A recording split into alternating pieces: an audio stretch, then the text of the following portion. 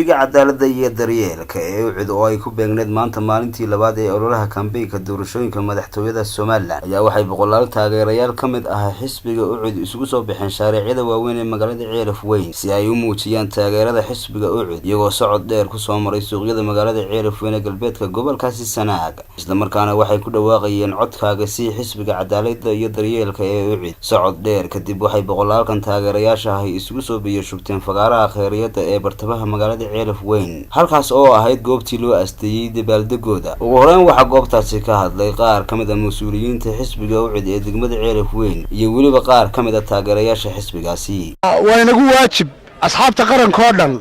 inuu qof waliba ku doonayo taageero waa dadku waa xiriyatul qawl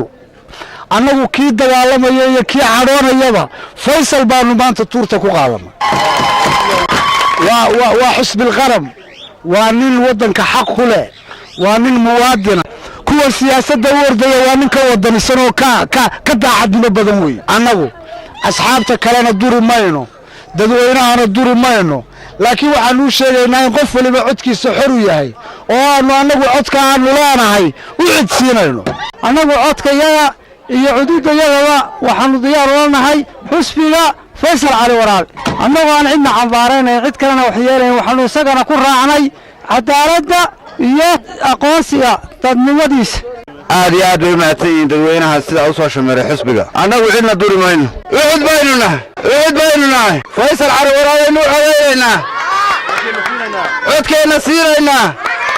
بسم الله الرحمن الرحيم هذا الناس دقمة غير عرفين أنا عقلي أنا مسكحة قبنا وحنو عيد ما يقرف يلا قاعد تاجنا حسبي قاعد عيد أنا عقلي أنا حسبي قاعد ما هيرينه طبعا تاجر سنة حسبي قاعد هلك واحد نصاب على حسبي قاعد وحنا كنت تاجرين عدود يعض وصلنا تاجر حسبي قاعد فيصل على وراني حسبي الله حسبي قاعد داودنا وفيصل وهوية اللي جرده هواك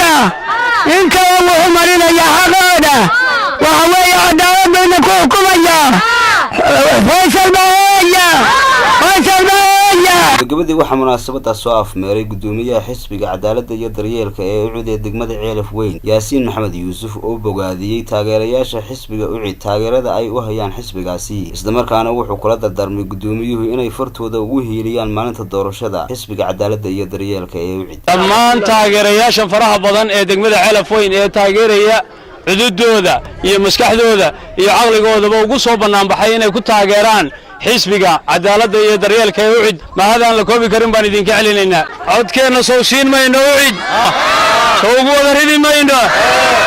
waa mahadsantiin guulaysta idinkuna maalinta cod bixinta waxa inoo ballana sida aad u soo camirteen ee aad cududiina u siiseen codkiinana inaad u siisaan sidaynu markaasi u helo cadaalad iyo markaasi daryeel mursal askar TV-ga caalamiga Universal Ceelaf Weyn